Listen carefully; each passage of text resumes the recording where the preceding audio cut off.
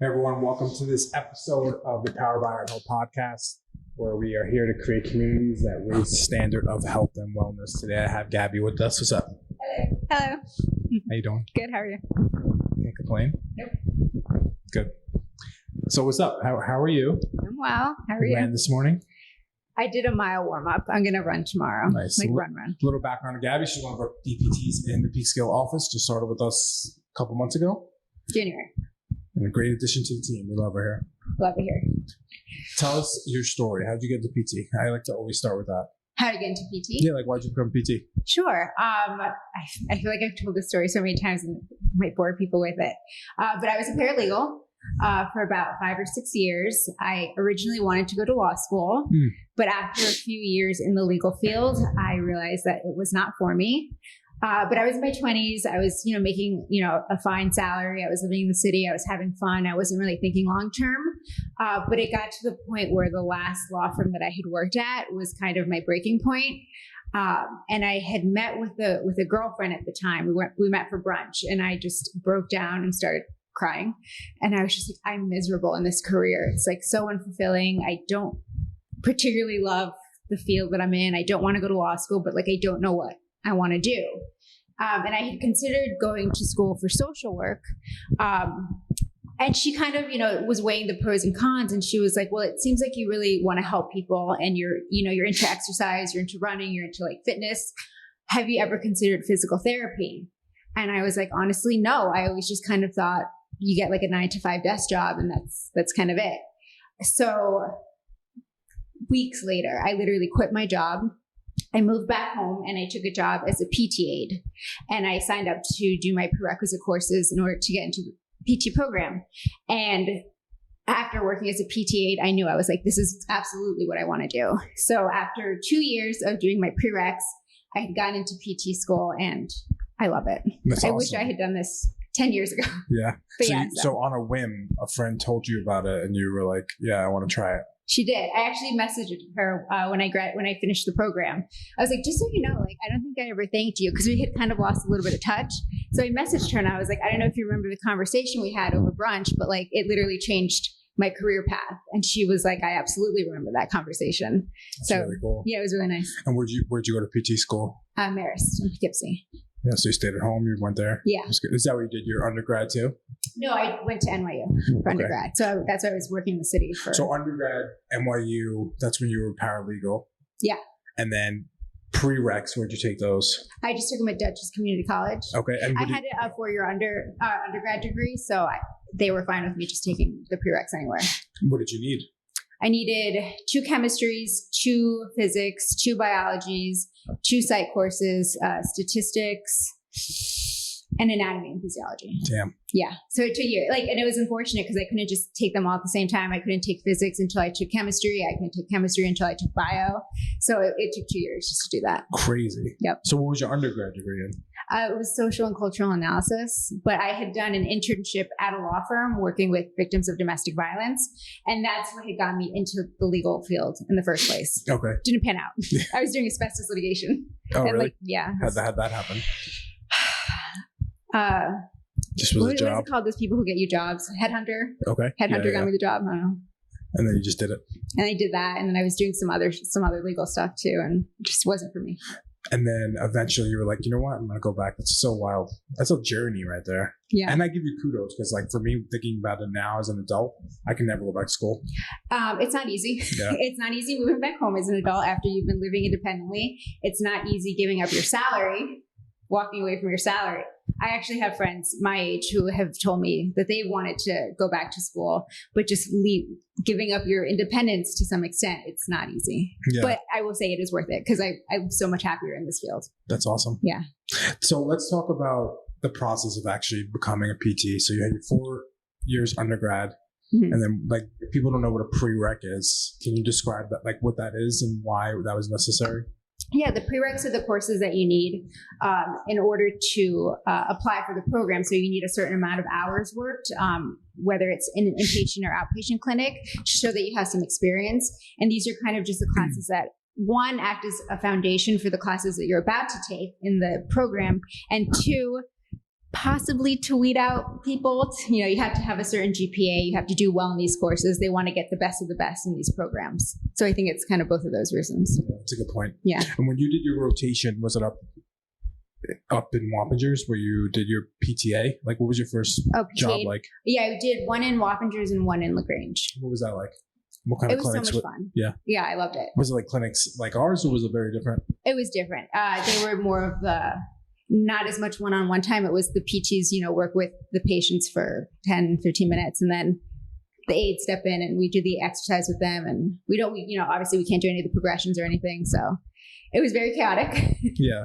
But it was different. But I remember thinking like, I can't wait to be a PT. That's really cool. Yeah. And PT school, how was it? It's challenging. It's easy. I cried more than I thought that I would. There was a lot of tears. COVID was a thing. It's hard. I'm not going to lie. It's really, really hard. But I was very serious about it. Like, and not that other students aren't, but like this was my second career. And there was I put a lot of pressure on myself. Like I can't fail at this. And I really wanted it. So it's really hard, but I always think like, if I can do it, if I can go back to school years later, like I was 28 when I went back to take biology prereq. And I was in a room with a bunch of 18-year-olds who just took it like a few years before in high school. So like relearning all this stuff, it was like learning a new language. It was really hard. Yeah, I'm sure. But it was rewarding. What was that like being with younger people who probably didn't care as much?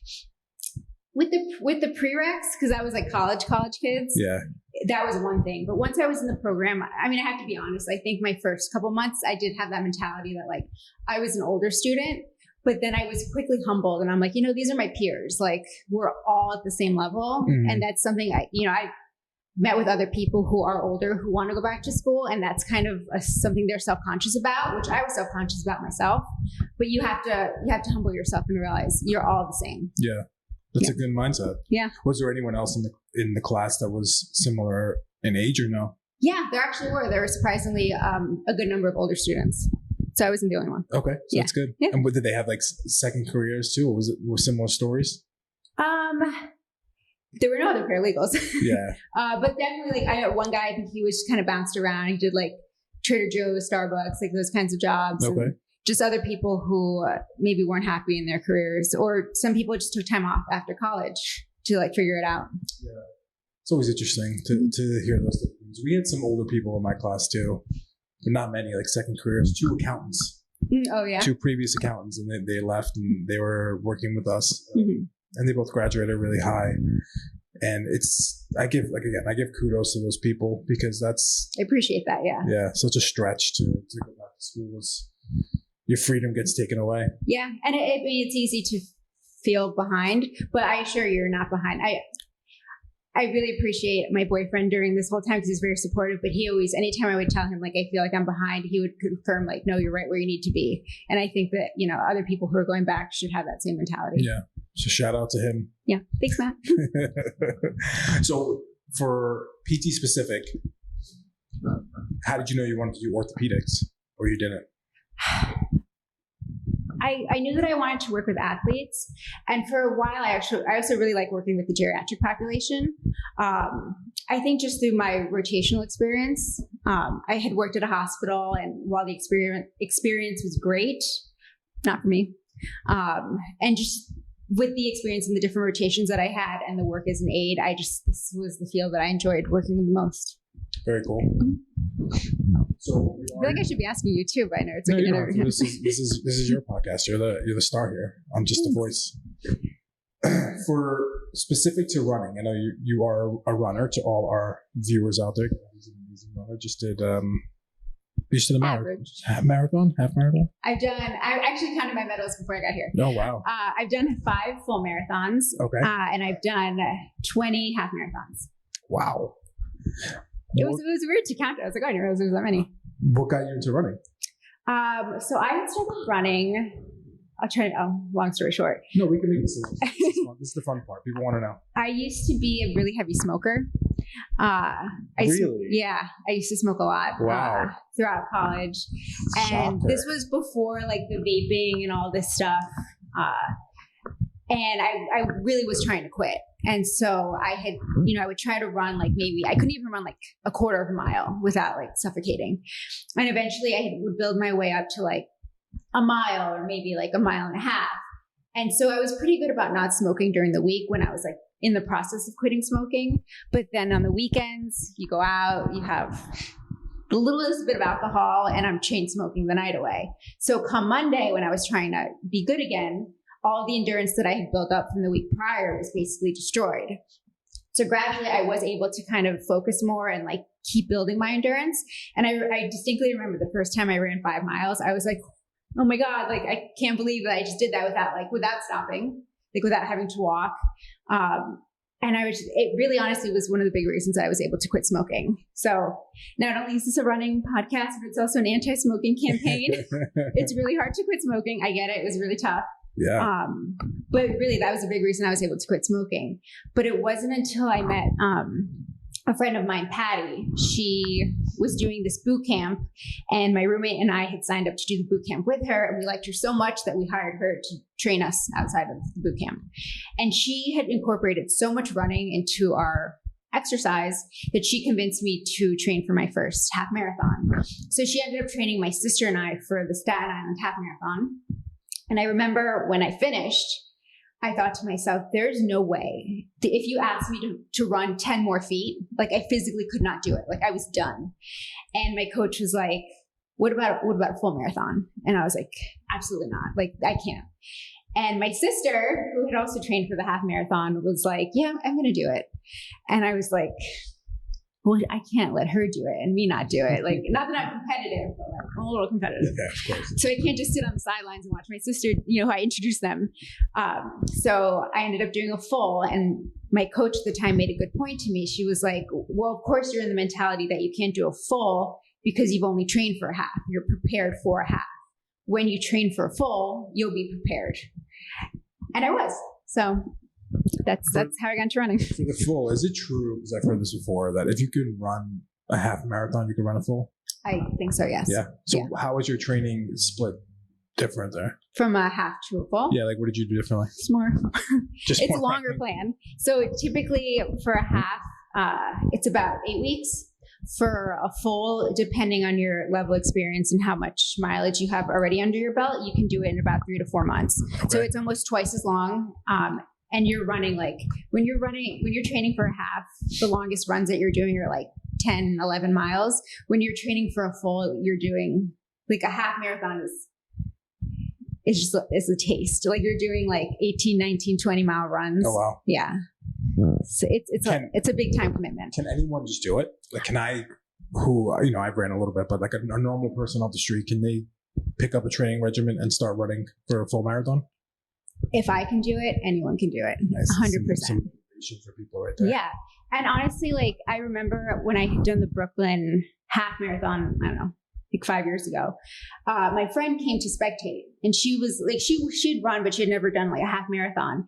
And after that race, she saw thousands and thousands of runners, different types of runners, different body types, different everything. And she was like, if they can do it, I think I can do it. And sure enough, she ended up running a half marathon, and she's even run a couple of full marathons herself. And even when you're running, again, so many people, I've seen blind people, they'll hold on to like a stick and they'll have someone run with them. You see people of all different abilities running. It's really people with crutches, people in wheelchairs, like they can do the races. Yeah. It's really interesting. Yeah. I remember when I was young, we used to go to my grandma's house and watch the New York Marathon because it passed right by. Yeah. And we used to see all those people in the specific chairs and stuff like that if they were disabled. So that was really, really cool. But for you specifically, what are your goals with running? Like, what do you want to do with it? It's your main training regimen. Do you do strength training as well? I was going to get into that with strength training. I can't speak for all runners, okay, but I can say a good amount of runners don't love strength training, which is probably one of the big reasons why you see a lot of injuries with runners. I do strength train. I could definitely afford to strength train more.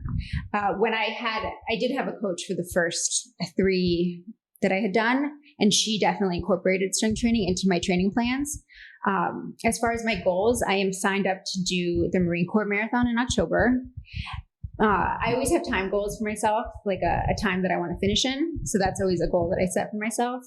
But really, a dream of mine is to do a full marathon in the trails. As much as I love running on pavement, running in the trails is by far my favorite.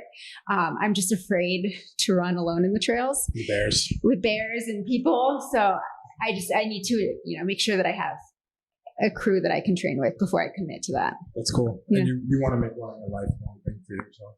Oh yeah. I can't imagine not running. That's great. Yeah. I love it. That's why I'm excited. I'm going to geek out about running. Yeah. Did you fill your addiction for cigarettes with running? I think so. And it's interesting because you really meet a lot of people who, like I met people who are sober, like you're sober. And I feel like that you're almost trading one addiction for a much better addiction. Yeah. And it's a lot of different. What do you say to that? Do you think that's good? I think it's fabulous. Yeah. Yeah. Like people who get obsessed with working out or running or something like that to fill something else. Yeah. I mean, there's always, there's limits to everything. Yeah. You want to stay healthy. You don't want to kill yourself. Very true. But yeah, in my experience, and you tell me if I'm wrong, like when I deal with runners in the clinic, they're super focused on running that they neglect everything else. That's what I'm saying. We don't like strength training. Yeah, okay. So that's a good segue to us to jump into this. What are the major positives if you're an average Joe to start running? Like someone who's not a runner, like, hey, this is why you should run. What would you say the major positives are? There's a very long list. I think it's great for your physical health. It's great for your endurance. It's really good for weight management. It's really good for your mental health. I think, especially like when running got me through PT school, honestly. Like anytime I was really stressed, I would just go for a run. And I've never regretted a run. You always feel better after you run. So I think it's really good for your mental health. And I think another positive, at least for me, is that running it's definitely there's a social aspect involved. I'm part of a lot of different running communities. Runners are the friendliest people. When I first moved back home, I didn't have anyone to run with. I was so used to running with friends in the city. That I joined this group called Beacon Endurance. They could not have been nicer. They welcomed me with open arms, and I wasn't running by myself. Like if I had to go and do a 10-mile run, it's so much faster. It's so much more fun if I'm doing it with friends. Even here in Peekskill, there's the Peekskill Brewery Runners. They're so welcoming, and they make it like a fun event. So I think the social component is a big thing, especially with COVID. A lot of people took up running, and it's definitely a social thing as well. So it's like a big community around running. That's like a good facilitator of it. Yeah. That's really cool. So you don't have to do it alone. Say it again? So you don't have to do it alone. Yeah. But it is also good to just relieve stress, I think. Do you listen to music while you run? Yeah, I'll listen to music. If I'm alone, I'll listen to music or podcasts. Cool. Yeah. Yeah. I feel like some people say when they run, they get into like a mental state too. Right? Improves your mind, supposedly. I mean, I know people who run without music. I'm not one of those people. Yeah. I have too many thoughts. But people do run without music for sure. It's very cool. Yeah. What's the right way to start programming if you want to get into running? Like, let's start with a basic level and let's talk some of the more advanced like yourself. What's the programming aspect of it? Sure. I think that if you're a novice runner, the biggest advice that I can give you is to seek help from others. I think a lot of times with new runners is that they can do too much too fast. Like you're feeling really good, like you're excited, but you don't want to do too much too fast. I think if you're able, if you have the means, maybe hire a coach. Like if your plan is to do a 5K or a half or even a full, I think having a plan is really important. I don't think you should just wing it. And talk to other runners who have been there, or a physical therapist or someone else who is licensed and experienced who works with runners. I think definitely seek outside help. Look, do your research. I think winging it is a recipe for disaster. So get help. I couldn't have done it on my own. So how did you start? Through my friend Patty. She's the one who had coached me. So you went right to a coach right away? Well, no. When I started running by myself, I just gradually did like increments. Okay. Yeah. So if someone who doesn't have that capability or have a friend to push them, would you say that's the best way to approach it? Just start a small run where you're building up to a mile? I would do a walk run. Yeah. Yeah. Walk a little, run a little bit, walk a little bit, run a little bit until you can reach maybe half a mile. And then the next day or two, see if you can do 3/4 of a mile. So do a gradual build up. I wouldn't just like wake up and go run 5 miles.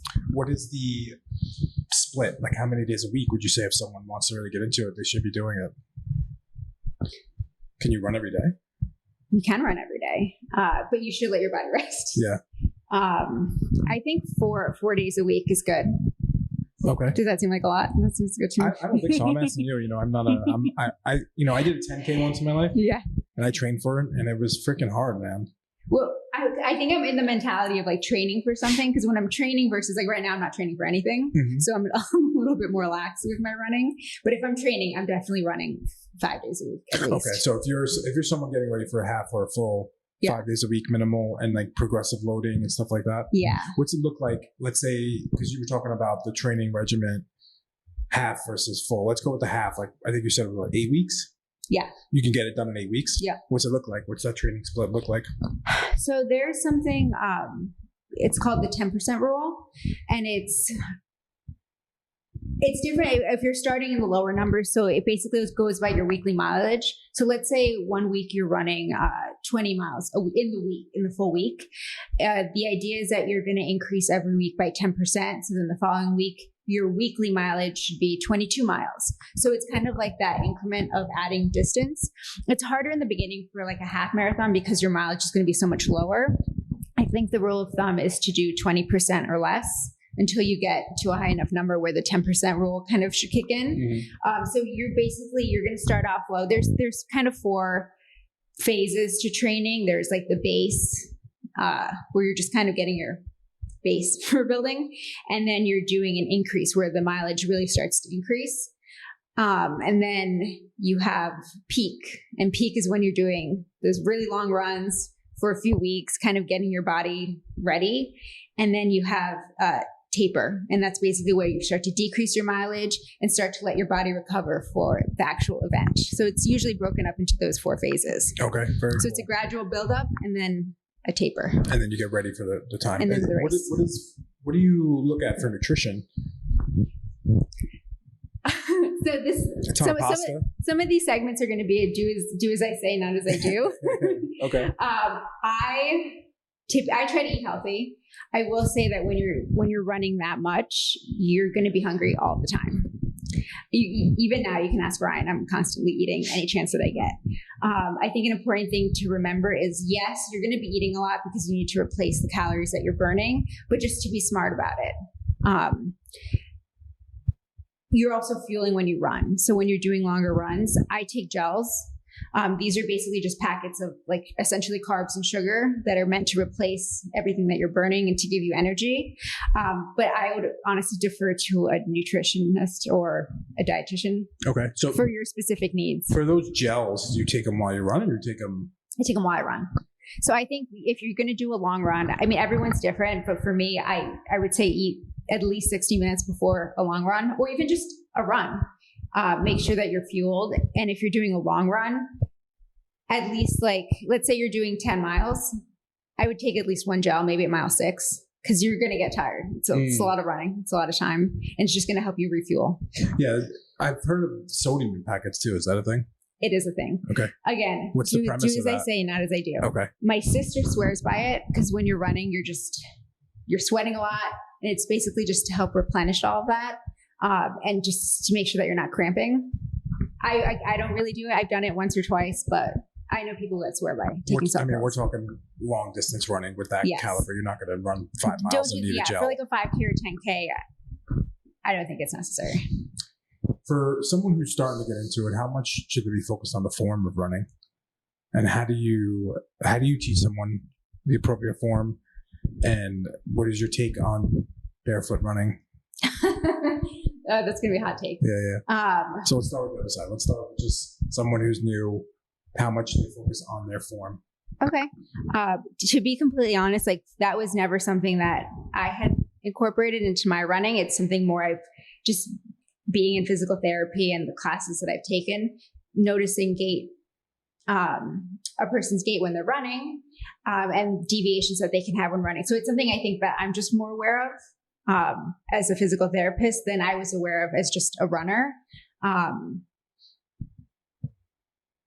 When we're talking about, do you mean like overstriding or? Yeah. So someone brand new. Yeah. Should they really focus on the stride length? Should they focus on where their foot's landing? Like, how do you coach them? You tell them just to go? Like, what's the process?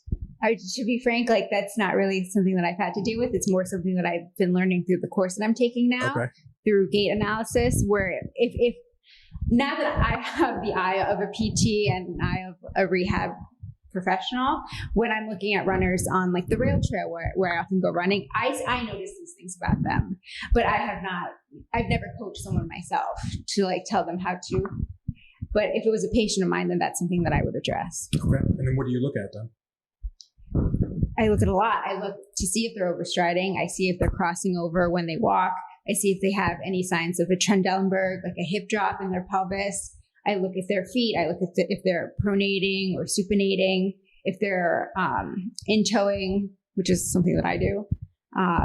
I look at their level of knee flexion when they hit the pavement. I look at their toe off. I look at their hip extension, if they're getting enough hip extension.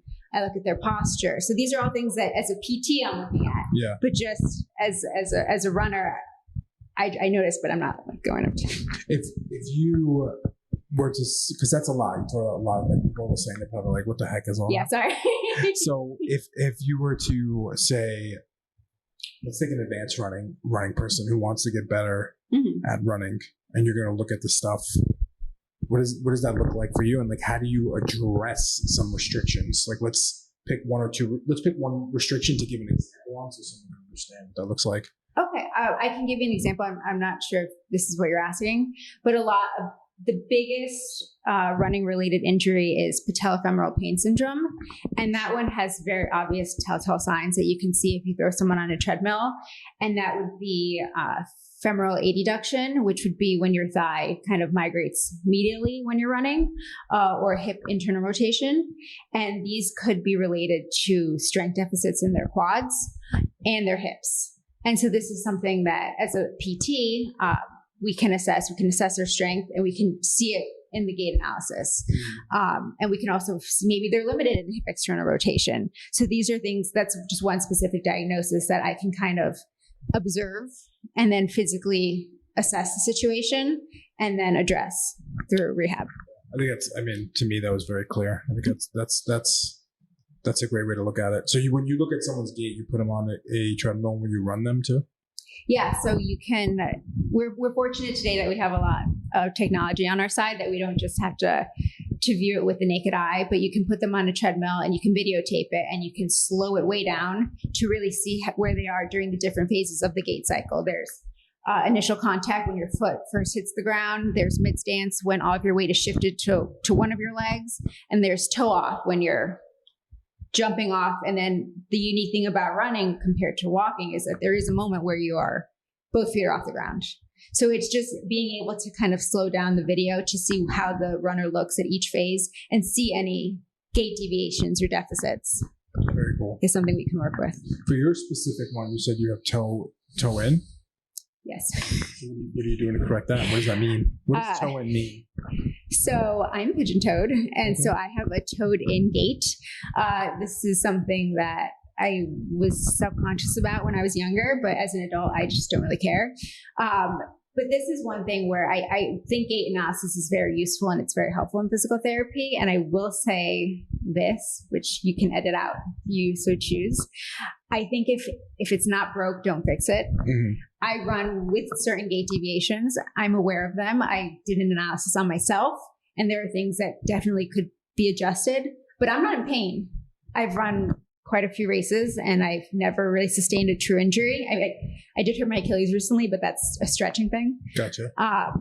And so even though my stride is not maybe the ideal stride of what other runners look like, it's not aesthetically pleasing, but I'm uninjured and I enjoy running. So I think if it's not broke, don't fix it.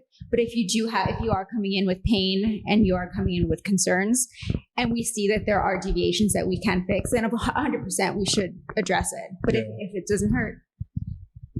No, I think it's a really good point. We won't edit it out because it's important for people to know that like we're all a little different, right? Yeah. You could take LeBron James and put him through a test and his movement sucks, but he's still LeBron James, you know? Yeah. When do you like for yourself though, what would be certain things that you would try to implement to increase your speed, cadence, or your time? It's like, what do you, because you said your time's your goal. So like, what are you doing actively to increase your time?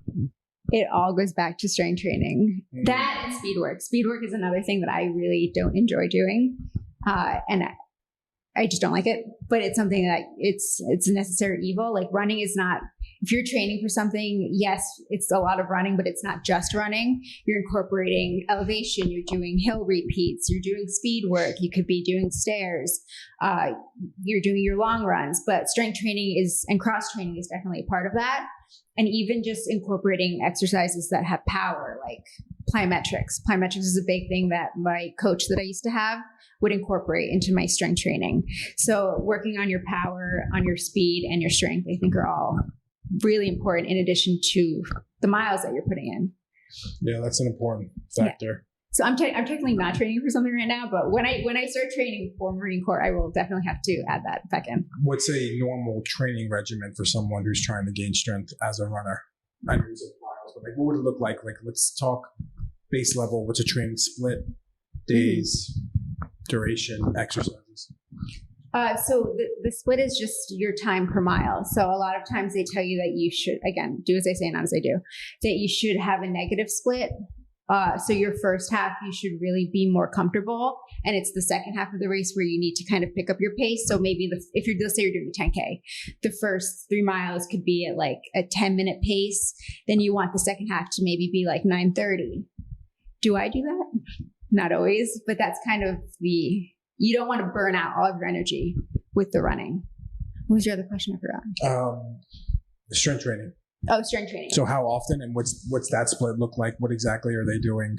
Yeah. So with strength training, I mean, obviously a lot of it's going to be lower body, but I don't think that you should neglect the upper body or the core. Like your core is very important when you're running. So I know that for me, I try to incorporate a lot of circuit training. So, I mean, squats, deadlifts, the plyos, a lot of core, and even just getting in some push-ups and some upper extremity weight training. Because 4 or 5 hours, 6 hours, however long it takes you with your arms moving and holding them up, they're going to get tired. Yeah. Like you'd be surprised how like after a marathon, the next day your arms hurt. Is that why people train core? Is because their arms need to be up, or is there other rationale? No, I think it's just core for your lower extremity, for the rotation of the pelvis, everything. Yeah. I feel like that's probably very overlooked because, like you said, the legs are extremely important in anyone running, but your core has to be. I mean, you're holding yourself up. Yeah. For the whole time that you're running. Yeah. How often would you say they do plyometrics if they're trying to gain strength? I think at least 1 or 2 times a week. Wow. Again, I'm saying this, but like I've been very lax with my training. I know. I'm going to start. I think maybe July is when I'll start. I have to do the math. The race is in October. We'll do some videos on that. We should do a video series when I start training. To follow up to the marathon. Are you sprinting hills then? No, I don't. I will do my hills, but I usually will do speed work on like track, or I've done like certain speed on, speed off kind of speed training. But I hate speed training. Yeah, I'm sure. I mean, there's so much power that needs to be involved. Yeah. What are your thoughts on running downhill? It's a part of it. Honestly, all courses are different. So as important as it is to run on flat ground and run hills and all that stuff, like there's going to be downhills in the course, and it could be 20 miles in when you're really tired and you're going to have to do it. So I think it's important. Yeah, I think you should be careful. Strength training downhill. Have you ever heard of that? Like where they sprint downhill? For like eccentric strength? No, I mean, it makes sense, but I usually think more of going up. Yeah, running sprints up a hill is not fun at all. No. I know a lot of people they do get nervous going down. I feel like I'm faster going down like a hill, but a lot of people slow down because they're nervous of that eccentric control that they might be lacking. Yeah. But that's a good point. Yeah. I mean, may hurt you too, even like running downhill. For trail running, how different is it compared to regular? It's better. Yeah. Why? I like being in the woods. I think it's more fun. It's more dangerous though. You're going to find, I feel, more injuries with trail running because there's a greater risk for falls and just rolling your ankle or just more trauma in that. I personally, that's just a personal preference. I like being in the trails, and it's not as, I'm not as focused on my pace. Like when I'm on pavement, like I want a certain time. When I'm running in the trails, it's more just for pleasure, and it's nicer. Yeah. So I'm not as intense about my pace it's more relaxed, I guess. I could see that. So let's circle back to. It's prettier. I mean, that's for sure, especially the Hudson Valley, right? Shoes versus no shoes or barefoot running. What's your consensus on that or your thoughts? I can't get into the barefoot running. I know people are not going to like that response. People love it. It's really good. It is really good for building intrinsic strength in your feet. Like I will give you that. That is fully there. But I think the risks involved, just like I've seen people run full marathons bare feet, and there could be like glass on the floor or like rocks. I walked the other day in my driveway without shoes on, and it was painful. And it was like 10 feet, and I was like, hell no. But people are into it. I mean, it's a thing. You are building strength that is an advantage versus someone who's in a very cushioned shoe. But I just can't get into it. Do you think that, like from what I've heard, what I've read, barefoot running, you organically have to have a better stride length because you can't mess up because it will hurt you? You think that's true? To be honest, I really haven't done that much research on barefoot running. So you wear shoes? I wear shoes. What shoes do you like? I'm very loyal to Nikes. Yeah. People really hate Nikes or they like them. I like them at first because I think that aesthetically they look good. Mm-hmm. But those are the only shoes that I've done all my races in. And I feel like because I have not had an injury, I want to stay with what I know. But people have their opinions on it. Are those the Asics? Nike? No, Asics are different. Okay. But Asics are another popular one. Brooks, Saucony, Hoka. What goes into making a running shoe? Like, why are they so valuable? I think a lot of it has to do with the cushioning of the shoe, or even just, I know like Hoka is like, have you seen Hokas? Yeah. Like those are, I have a pair and I'm just like, I feel like I'm 3 inches taller. Yeah, they have like a rocker bottom. Yeah. So, I mean, a lot of it could be, which I agree is the impact that it has on your joints. Like it's going to absorb a lot of the impact and cause less strain on your knees or your ankles. But barefoot running has its benefits too. I think with barefoot running, you actually are at less of a risk for an ankle. That might be wrong. Don't include that because I don't know. Got to fact check that. But yeah, I mean, people like there's different components with the cushion. Like there's ones that are more and ones that are less, and a lot of it's on preference on how much you like. Some of it I think is aesthetics, and a lot of it there's like the carbon plate that also helps absorb certain shoes. Those are the more expensive ones. They absorb some of the impact. Because when you're running, I think it's like a four times the impact versus just regular impact with the ground reaction force. So it's a lot of strain on your joints and the dissipation of the force in your body. So I think the shoes are very important to consider. Yeah. But I just like how Nikes look, if I'm being honest. Aesthetics. Yeah. Well, and you have the superstition, I feel like. Yeah, they haven't hurt. They're very narrow though. They what? They're very narrow. Gotcha. Yeah. Yeah, I've had a pair of Hokas when I ran with those, but the rocker bottom was a little odd. You know, I think for me, I would say going to a running store or getting a running assessment to see how your foot falls is very important, right? You know, for that specifically too, you know, we are offering a running assessment. Mm-hmm. Let's talk about it. Yeah. What are we doing when we look at it? What are you looking at? Yeah, so I think the running assessment's really great. There's a lot of different things I think with runners that we can look at. Some of the bigger things with running related injuries is that a lot of times it is a result of the running load exceeding the capacity of the runner. And that's kind of where a lot of the strength training comes into play. And another thing to consider are the risk factors with running. And that could be the volume that the patient is running. It could be the pace, the terrain, the patient's BMI. So we have to consider that. And when we're looking at the runner, we can do a gait analysis. We can actually put them on the treadmill and see what their gait looks like. And kind of like what I had mentioned earlier, we can see certain deviations that could line up with some strength deficits that they have. After we do a visual analysis, we can physically have them, even something like a single leg squat. that tells us a lot of information about the strength in that lower extremity. So we can do a lot of observation just in their functional movement. We can check their mobility. That's another thing. I was going to say stretching and mobility, which I need to do more of that. Yeah. But a lot of runners don't stretch, and that can definitely lead to injury. So we can kind of take all this information and also take into consideration the patient's sleep. Are they getting enough sleep? Are they getting the right amount of nutrition? Are they incorporating mobility and stretch and strengthening into their program? If they're not, we can address all of this, and we can find, whatever gait deviations they might have that could be contributing to their deficits. So with the running assessment, it's a sit down with the runner. We're going to watch your gait. We're going to check your strength. We're going to check your mobility. We're going to get all the background information and kind of see where you're at with your training and try to get you either prevent an injury from happening or help you get back to running safely. Very nice. Yeah. Is there anything else big you want to talk about running wise that I missed? No, I love running, and I think it's such a positive thing. And like I said before, like I've never ran and then regretted going for a run.